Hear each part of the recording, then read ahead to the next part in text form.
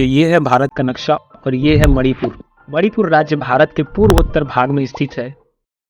मणिपुर की राजधानी इम्फाल है। मणिपुर में कई संस्कृतियों के लोग रहते हैं, जैसे कुकी, नागा, पंगाल और मिजो। ये सब ट्राइब्स जो कई भाषा बोलते हैं। इस राज्य के उत्तरी भाग में नागालैंड और दक्षिणी भाग में मिजोरम स्थित है। मणिपुर के पश्चिमी और पूर्वी हिस्से की ओर असम और म्यांमार है। मणिपुर का कुल क्षेत्रफल करीब 22,347 वर्ग किलोमीटर है। मणिपुर की राजधानी इम्फाल है, जो कि मणिपुर के केंद्र में स्थित है। करीब 80 दिनों से हिंसा आग में जल रहा है। कुकी और मैतेई समुदाय के लोग एक दूसरे की जान के दुश्मन बन गए हैं। स्थिति इतनी खराब हो गई है कि राज्य में शांति स्थापित करने के लिए सरकार को सेना की मदद लेनी पड़ी है। बावजूद राज्य में आए दिन हिंसा और प्रदर्शन की खबरें आ रही है। अब तक इस जातीय हिंसा में 160 से अधिक लोगों की मौत हो चुकी है, जबकि सैकड़ों की संख्या में लोग घायल हुए हैं। राज्य से कई लोग पलायन कर अन्य राज्यों में शरणार्थी के रूप में रहने के लिए मजबूर हैं। 2 महिलाओं को निर्वस्त्र कर सड़क पर परेड कराने के मामले में मणिपुर में जारी हिंसा की आग लग चुकी है। मामले ने पूरे देश को आक्रोशित कर दिया है। आइए कुकी और मैतेई समुदाय के बीच जारी हिंसा पे नजर डालते हैं और जानते हैं कि इसकी पूरी कहानी और पूरी सच्चाई क्या है। ये सबसे पहले हमें जानना पड़ेगा कि कुकी और मैतेई समुदाय है क्या। देखिए, कुकी समुदाय एक ट्राइब, एक जनजाति है जो भारत के मणिपुर और मिजोरम राज्य के दक्षिण पूर्वी भाग में निवास करती है। कुकी भारत, बांग्लादेश और म्यांमार के बीच में पाए जाने वाली कई पहाड़ी जनजातियों में से एक है। अरुणाचल प्रदेश को छोड़कर कुकी समुदाय के लोग उत्तर पूर्व भारत के करीब सभी राज्यों में मौजूद है। मणिपुर की कुल आबादी में नागा और कुकी की जनसंख्या लगभग 40%, लेकिन मणिपुर की 90% भूमि पर ये निवास करते हैं। ये दोनों समुदाय मणिपुर के पहाड़ी क्षेत्रों में निवास करती है। जानते मैतेई समुदाय कौन है? मैतेई समुदाय जो है मणिपुर का सबसे बड़ा समुदाय है। मैतेई की राजधानी इम्फाल में इनका प्रभुत्व है और इन्हें आमतौर पर मणिपुर के निवासी कहा जाता है।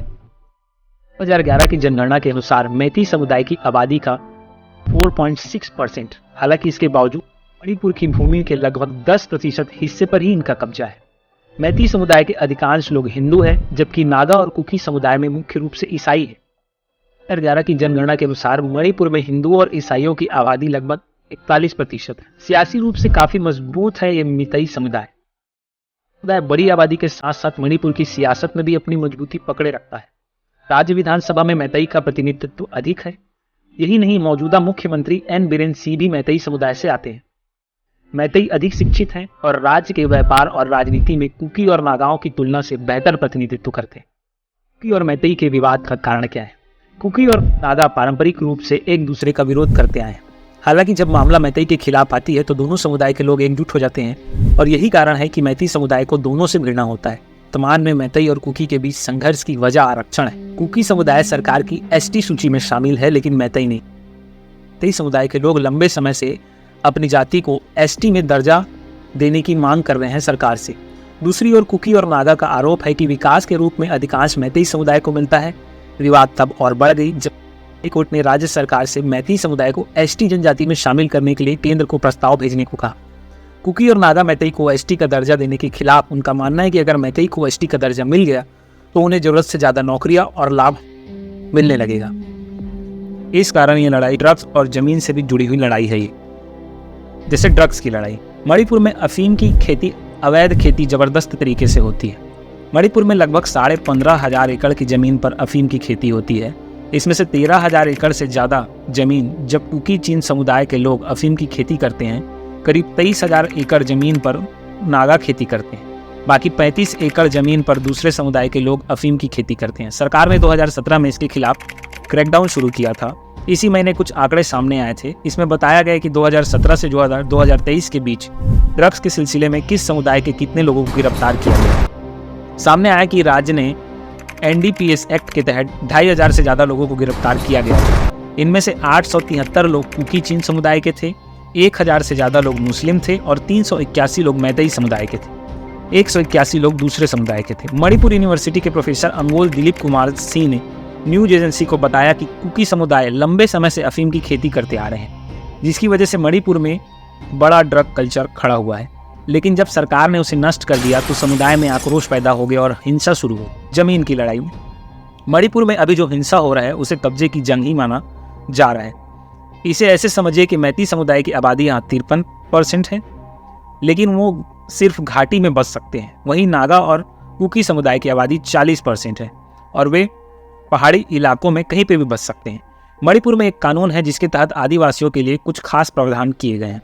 इसके तहत पहाड़ी इलाकों में सिर्फ आदिवासी ही बस सकते हैं। चूंकि मैतेई समुदाय को अनुसूचित जनजाति का दर्जा नहीं मिला, इसलिए वे पहाड़ी इलाकों में नहीं बस सकते, जबकि नागा और कुकी जैसे आदिवासी समुदाय जहां चाहे वहां बस सकते हैं।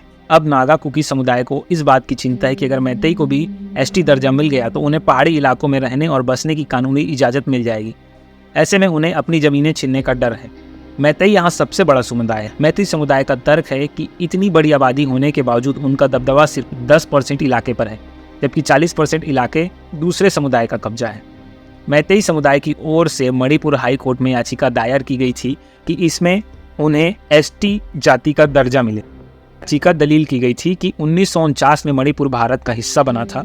उससे पहले तक मैतेई समुदाय को एसटी जनजाति का दर्जा हासिल था, लेकिन बाद में उन्हें एसटी लिस्ट से बाहर कर दिया गया। इसी पर 20 अप्रैल को मणिपुर हाई कोर्ट ने राज्य सरकार को आदेश दिया कि वे 4 हफ्तों के अंदर मैतेई समुदाय की ओर से एसटी का दर्जा दिए जाने की मांग पर विचार करेंगे। अतिक्रमण हटाओ अभियान और मैतेई समुदाय की ओर से एसटी का दर्जा दिए जाने की मांग की वजह से काफी तनाव। बाद में हाईकोर्ट के आदेश से आदिवासी समुदाय और ज्यादा भड़क गया।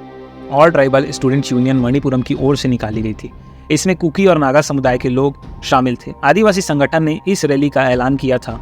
तब भी इस बात की आशंका थी इससे तनाव बढ़ सकता है, और हुआ भी ये सी।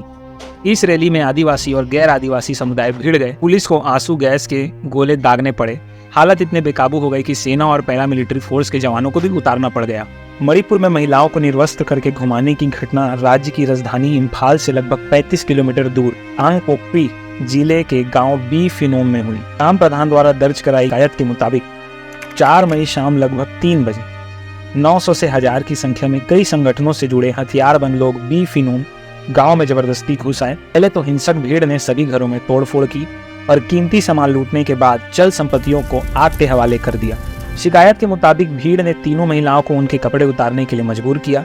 महिलाओं को भीड़ के सामने निर्वस्त्र कर दिया गया। घटना से जुड़े वीडियो में साफ देखा जा सकता है कि पुरुष असहाय महिलाओं के साथ लगातार छेड़छाड़ कर जो रो रही है और उनसे छोड़ने की गुहार लगा रही है। हैवानियत यहीं तक सीमित नहीं है। एक 21 साल की लड़की का दिन दहाड़े बेरहमी से सामूहिक दुष्कर्म किया गया। जब 19 वर्षीय छोटे भाई ने अपनी बहन की अस्मिता और जान बचाने की कोशिश की तो भीड़ में शामिल लोगों ने उसकी हत्या कर दी। मौके में भागने में सफल रही, फिर भी 2 महिलाओं को इन्होंने निर्वस्त्र करके पूरे गांव भर घुमाया। घटना के करीब आधे घंटे बाद इससे जुड़ी एफआईआर दर्ज कराई गई। यह एफआईआर बी फिनोम गांव के प्रधान की तहरीर पर कांगपोकपी जिले से सेकुलर पुलिस स्टेशन में दर्ज कराई गई। जीरो एफआईआर के करीब 1 महीने और घटना के करीब 1.5 महीने बाद 21 जून को एफआईआर दर्ज की गई। यह एफआईआर थैबल जिले के नोंगपोक सेकमाई पुलिस स्टेशन में दर्ज की गई। मामला आईपीएस की धारा 15A 398, 427, 436, 448, 302, 354, 364, 326, 376 और 34 और शस्त्र अधिनियम की धारा 25(1)C के तहत दर्ज किया गया। पुलिस द्वारा दर्ज इस एफआईआर में भीड़ में शामिल करीब 1000 लोगों पर कई आरोप लगाए गए। इसमें विभिन्न समूहों के बीच दुश्मनी को बढ़ावा देना, घातक हथियार के साथ डकैती करना, आग लगाना, घर में जबरन घुसना, हत्या के लिए अपहरण करना, क्षति पहुंचाना, दुष्कर्म, हमला, गंभीर चोट पहुंचाना और आग्नेयास्त्र का उपयोग करके इस इरादे से हत्या करने का आरोप लगाया है। घटना से जुड़ा वीडियो सोशल मीडिया पर अचानक वायरल हुआ। इसके बाद से देश भर में आक्रोश फैल गया और इसकी निंदा हुई। अगले ही दिन संसद का मानसून सत्र शुरू होने वाला था, लिहाजा विपक्षी दलों ने इसको लेकर संसद में सरकार को घेरना शुरू कर दिया। इस घटना से जुड़ा वीडियो वायरल सामने आने के बाद राज्य सरकार ने इसका स्वतः संज्ञान लिया और जांच के आदेश दिए। मुख्यमंत्री ने मणिपुर पुलिस द्वारा की गई पहली गिरफ्तारी की जानकारी दी। मुख्य आरोपी को एक पुलिस ऑपरेशन में गिरफ्तार कर लिया गया। आरोपी की पहचान 32 वर्षीय हुईरेन हेरोदास के रूप में हुई है, जो पेची अवांग लिकाई का रहने वाला है। अभी तक कुल मिलाकर घटना से जुड़े 7 आरोपी गिरफ्तार किए जा चुके हैं। घटना की सनसनी फैलने के बाद केंद्रीय गृह मंत्री अमित शाह भी ने 3 दिन का दौरा मणिपुर में किया और साथ ही साथ हमारे प्राइम मिनिस्टर भी ने इस घटना के बारे में ये कहा। आज जब मैं आपके बीच आया हूँ, इस लोकतंत्र के मंदिर के पास खड़ा हूँ, तब मेरा हृदय पीड़ा से भरा हुआ है, क्रोध से भरा हुआ है। मणिपुर की जो घटना सामने आई है, किसी भी सभ्य समाज के लिए ये शर्मसार करने वाली घटना है। पाप करने वाले, गुनाह करने वाले कितने हैं, कौन है, वो अपनी जगह पे है, लेकिन बेइज्जती पूरे देश की हो रही है। 140 करोड़ देशवासियों को शर्मसार होना पड़ रहा है। देखिए, गवर्नमेंट इस पूरे मामले को संभालने में पूरी तरीके से फेल हुई है और स्पेशली वहाँ की स्टेट गवर्नमेंट है। स्टेट गवर्नमेंट को बहुत सारे लोगों ने इस्तीफा देने के लिए भी कहा, वे इस्तीफा देने भी गए थे, लेकिन कहा जाता है कि औरतों ने उनका रेजिग्नेशन लेटर फाड़ दिया। रही बात मीडिया की, तो मीडिया ये दिखा रहा है। मणिपुर में भी लोग मर रहे हैं, राजस्थान भी जल रहा है, बंगाल में तो इलेक्शन में लोग मारे जा रहे हैं, आधा नॉर्थ इंडिया डूबा हुआ है। क्या क्या दिखाएं? तो जानिए क्यों सीमा आई पाकिस्तान से इंडिया झिंगुर और लप्पू जैसे सचिन से प्यार करने। सचिन क्या है? सचिन में लप्पू सा सचिन है, मुंह में से बोलना वहाँ पे आवे ना।